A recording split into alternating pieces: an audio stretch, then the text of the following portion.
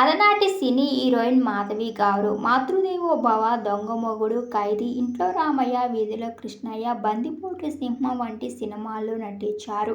అలాగే చిరంజీవి, కమల్ హాసన్ ఇలా అగ్ర హీరోల సరసన నటించి హీరోయిన్గా మంచి గుర్తింపు తెచ్చుకున్నారు. ఈమె తెలుగులోనే కాకుండా కన్నడ, మలయాళ, తమిళ్, హిందీ పలు భాషా చిత్రాల్లో కూడా నటించారు. ఈమె మొత్తం 300 పైగా సినిమాల్లో నటించారు.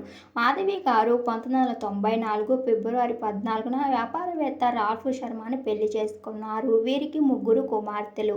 పెద్దమ్మాయి పేరు టిఫానీ, చిన్నమ్మాయి పేరు ప్రిన్సిల్లా, మూడో అమ్మాయి పేరు ఎవలిన్. మాధవి గారి ఫ్యామిలీ అంతా ఇప్పుడు యూఎస్లో సెటిల్ అయ్యారు. మాధవి గారు తన సోషల్ మీడియా వేదికగా ఎప్పటికప్పుడు తన ఫ్యామిలీ ఫొటోస్ని ఫ్యాన్స్తో షేర్ చేసుకుంటారు. ఒకప్పుడు మాధవి గారి ఫ్యామిలీ ఫొటోస్ని మీరు కూడా ఈ వీడియోలో చూసేయండి. ఈ వీడియో నచ్చితే లైక్ చేయండి, షేర్ చేయండి.